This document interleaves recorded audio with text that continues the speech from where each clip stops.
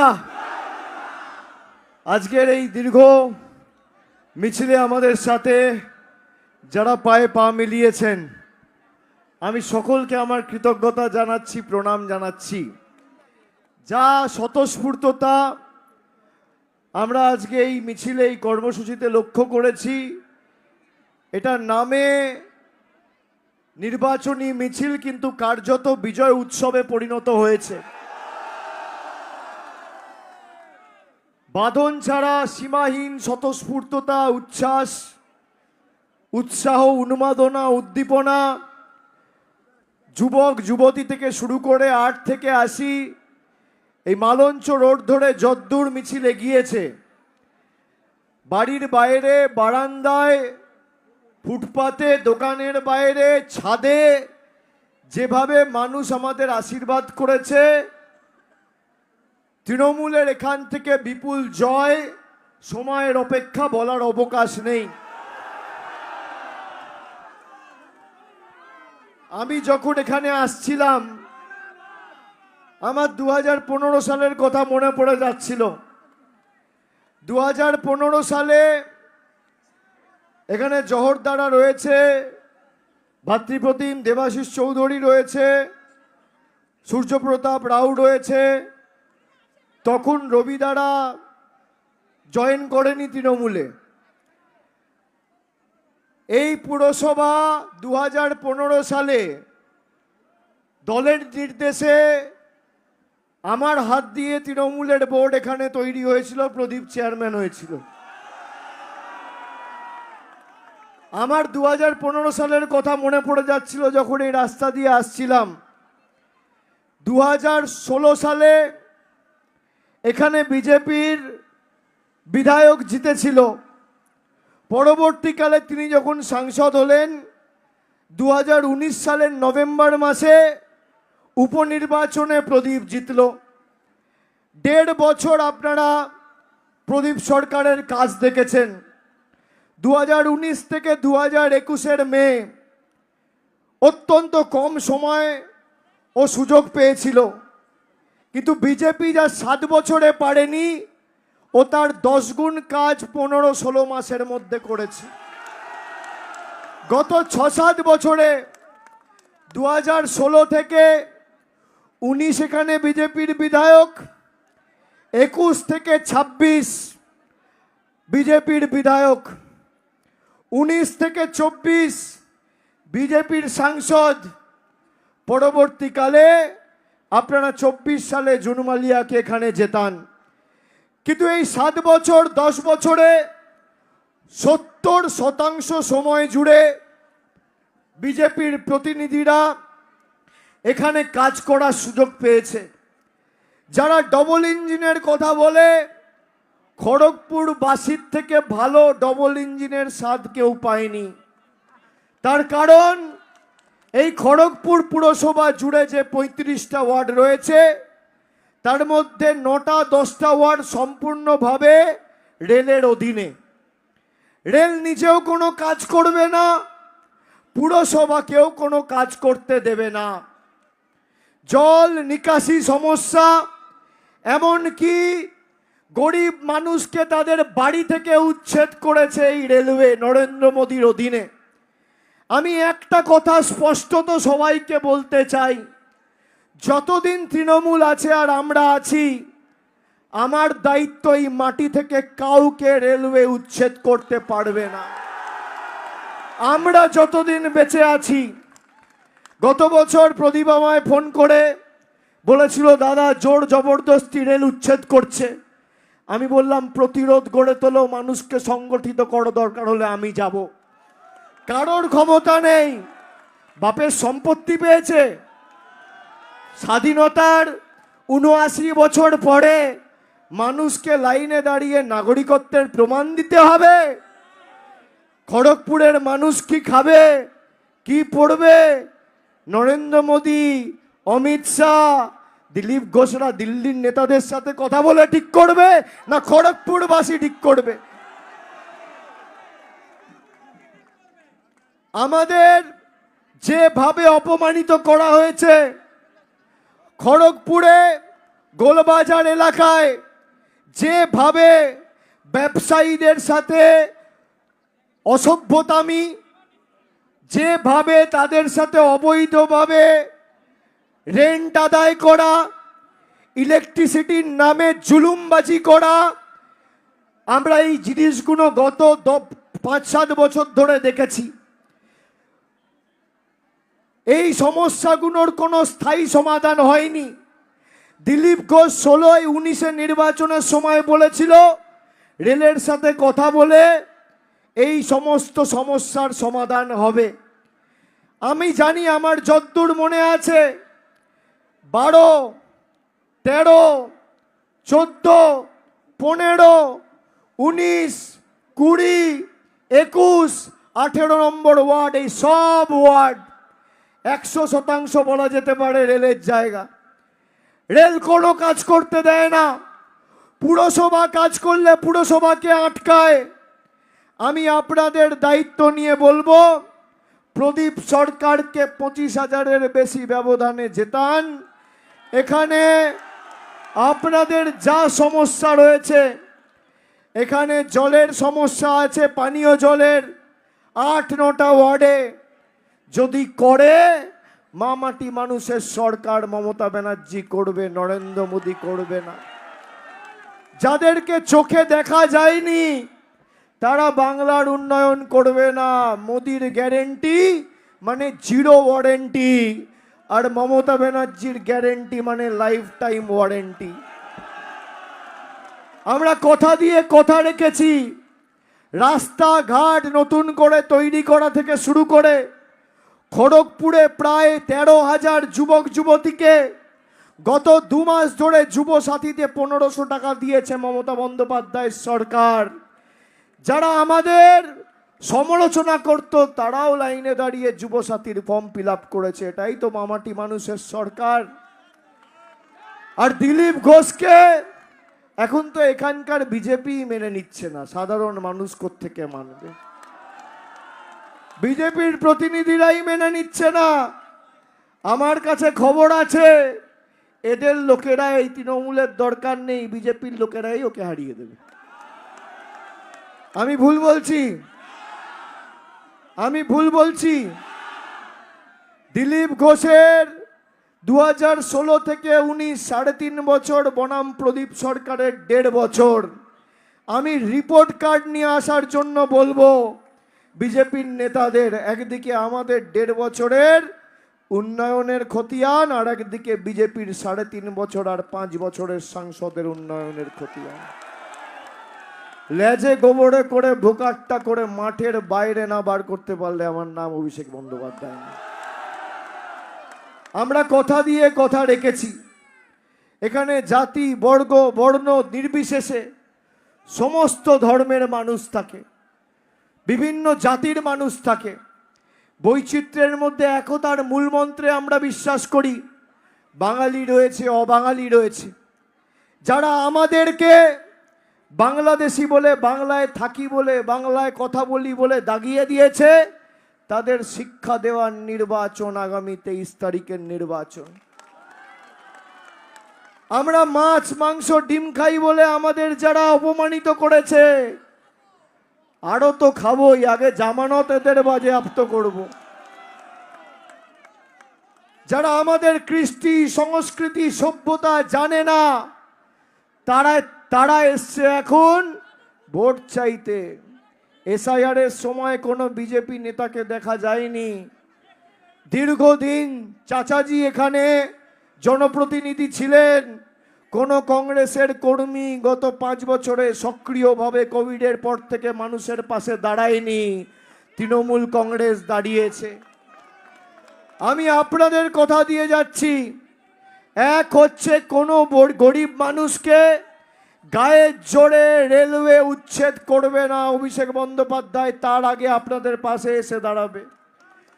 2, এখানে জলের যে সমস্যা রয়েছে সেই সমস্যার সমাধান করার জন্য কেন্দ্র সরকার সাহায্য করুক বা না করুক, আমাদের রাজ্য সরকার আগামী 5 বছরের মধ্যে প্রত্যেকটা বাড়িতে নলবাহিত পানীয় জলের সুব্যবস্থা করবে। আর তৃতীয়, এখানে এখানে এক দুটো ইন্ডাস্ট্রির জন্য পলিউশনের একটা প্রবলেম আছে। আমরা নির্বাচনের পর একটা এক্সপার্ট কমিটি তৈরি করব এবং কি করে তার সমাধান করা যায় সেটাও দেখব। हिंदी में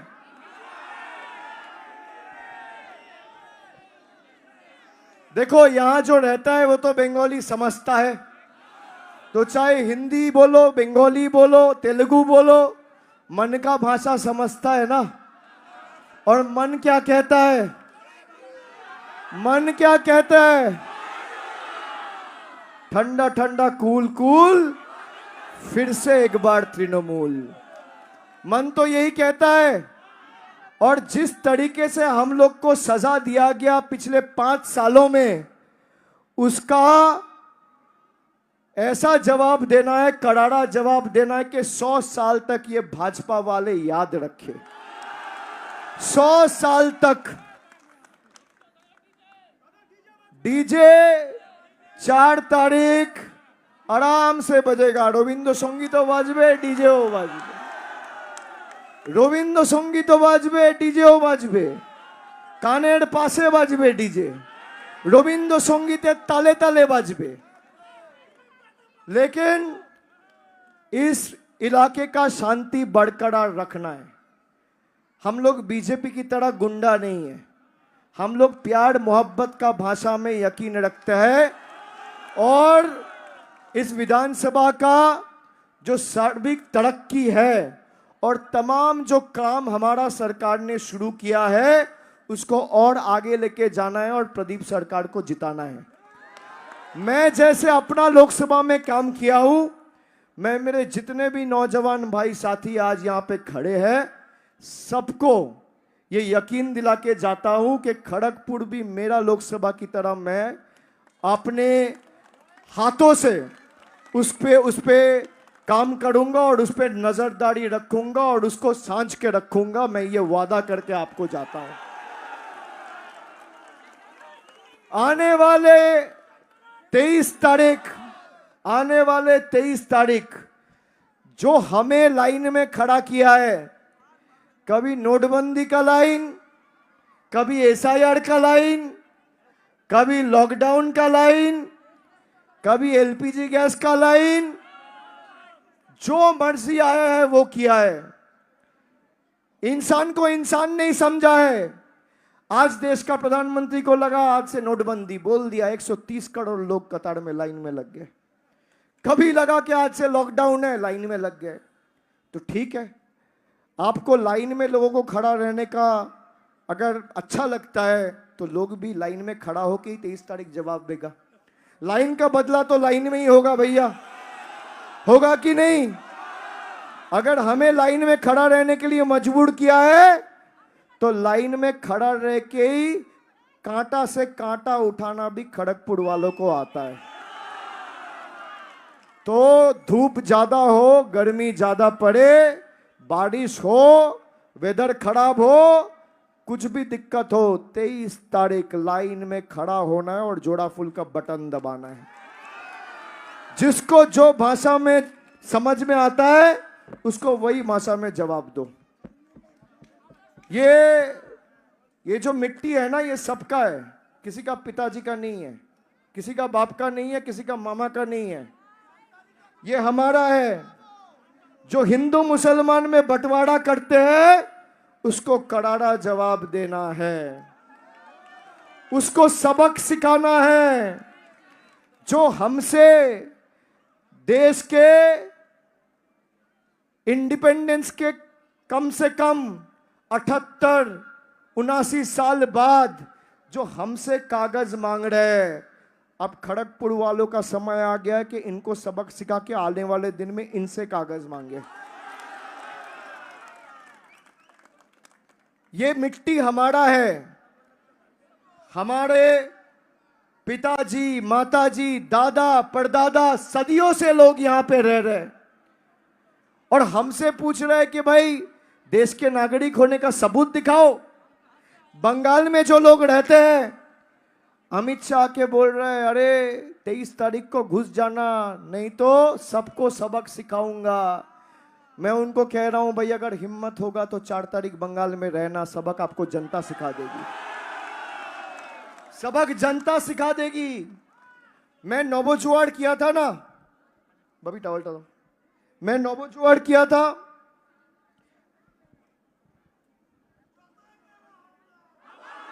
मेरा सबसे बड़ा सीख है लोक बल के आगे किसी का बल नहीं टिकता। जनता ने चाहा है तो कोई प्रधानमंत्री बनाए, कोई सांसद बनाए। जनता जिस दिन नहीं चाहेगा इनके घमंड को तोड़ने का काम जनता 1 मिनट में करके दिखा देगा। लोक बल के आगे किसी का बल नहीं टिकता। लोग ने चाहा है लोकतंत्र में इसलिए कोई प्रधानमंत्री बनाया। प्रधानमंत्री को लगता है भाई मैं रिमोट कंट्रोल दबा के जनता का पैसा रोक दूंगा तो जनता भी ईवीएम का बटन दबा के आपका भविष्य रोक देगी। ईंट का जवाब पत्थर से देना होगा। देना होगा कि नहीं होगा? देना होगा कि नहीं होगा? जो हमें तड़पाया है, तरसाया है, अपमानित किया है, हमारा अधिकार, हमारा हक, हमारा मांग का पैसा रोका है, उनको सबक सिखाना चाहिए कि नहीं चाहिए? सिखाना चाहिए कि नहीं चाहिए? सिखाना, जोर से सिखाना चाहिए कि नहीं चाहिए? तो आने वाला 23 तारीख जवाब देंगे कि नहीं देंगे? देंगे कि नहीं देंगे? देंगे। 5 साल प्रदीप को दो। खड़गपुर का पूरा इसका ऊपर से लेके नीचे तक चाहे रेलवे काम करने दे या ना दे, हम लोग इसका पूरा ढांचा बदल देंगे और प्रगति क्या होता है ये करके दिखाएंगे।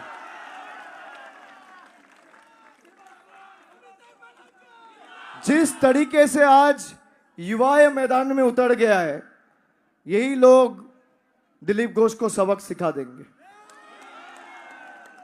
किसी को कुछ करने का जरूरत नहीं है। कोई भी सरकार जब चुन के आता है तो सरकार एक किरायादार होता है, चाहे वो प्रदेश की सरकार हो। कौन चाय पीने वाला है? चाय पीने वाला है तो चाय पिए ना, पिए पिए। चाय पीने का हक सबको है, उसमें क्या है। लेकिन देखो, आप चाय का बात किया ना, 12 साल पहले चाय का पत्ती था 130 रुपया, आज है 370 रुपया। यह है मोदी जी का सरकार। जिस गैस में चाय बनाएगा वो गैस था 400 रुपये का, आज है 1000 रुपया का। तो मैं जो कह रहा था, कोई भी सरकार चुन के आता है वो सरकार किराएदार है। इन लोग अपने को देश का मालिक समझ लिया है। अगर कोई सरकार जीत के आए, चाहे वो प्रदेश का सरकार हो या केंद्र का सरकार हो, वो किराएदार है, वो मालिक नहीं है। राहत इंदौरी साहब का एक शेर है, मैं बोल के खत्म करता हूं। सरकार जीत के आता है तो मान लो घर किसी ने दिया, आप किराएदार हो, मालिक जनता है। तो खड़गपुर 5 साल बीजेपी को संभालने दिया ना, किराएदार बीजेपी था, अपने आप को मालिक समझ लिया। पहले जनता सरकार चुनती थी, अब सरकार चुन रहा है कि वोट कौन देगा। अब सोचो क्या बदल लाए हैं ये लोग। आप क्या खाओगे, क्या पहनोगे, कौन सा रास्ते से चलोगे, ये बीजेपी भाजपा के नेता तय करेंगे, हम नहीं। भाई यही फर्क है यूपी, बिहार और बंगाल में। हम जो करेंगे हम तय करेंगे, बीजेपी के लोग नहीं तय करेंगे। तो आप किराएदार हो, किराएदार बन के रहो। किराएदार है, जाति मकान थोड़ी है। आप मालिक नहीं हो, आप किराएदार हो। किराएदार है, जाति मकान थोड़ी है। सभी का खून है इस मिट्टी में शामिल। हिंदू, मुस्लिम, सिख, ईसाई, सभी का खून है इस मिट्टी में शामिल। हिंदुस्तान किसी का बाप का थोड़ी है, ये हमारा है, ये देश हमारा है। कोई कहता है हिंदू खतरे में है, कोई कहता है मुसलमान खतरे में है। मैं कहता हूं धर्म का चश्मा उतार के देखो, पूरा देश खतरे में है। करारा जवाब देना है, तृणमूल को जिताना है। भाजपा को हटाना है और खड़गपुर को आगे बढ़ाना है। मैं आपसे फिर मिलने आऊंगा बहुत जल्द। प्रदीप को जिताना है, जिताओगे ना? जिताओगे? 4 নম্বর বোতাম 1 2 3 4 বিজেপি পগাড়পাড়, 1 2 3 4 বিজেপির হাওয়া পাংচার, 1 2 3 4 বহিরাগতরা ছাড়কার। আপনারা প্রদীপকে জেতান। আগের বার পশ্চিম মেদিনীপুর জেলায় আমরা ঘাটাল আর খড়গপুর দুটোতে পরাজিত হয়েছিলাম। এবার 15-0 তৃণমূলের পক্ষে করতে হবে, প্রদীপকে জেতাতে হবে। আমি সকলকে আরেকবার ধন্যবাদ, কৃতজ্ঞতা, প্রণাম জানিয়ে আমার বক্তব্য শেষ করছি। জয় হিন্দ, বন্দে মাতরম, তৃণমূল কংগ্রেস জিন্দাবাদ, মামাটি মানুষ জিন্দাবাদ, জয় বাংলা।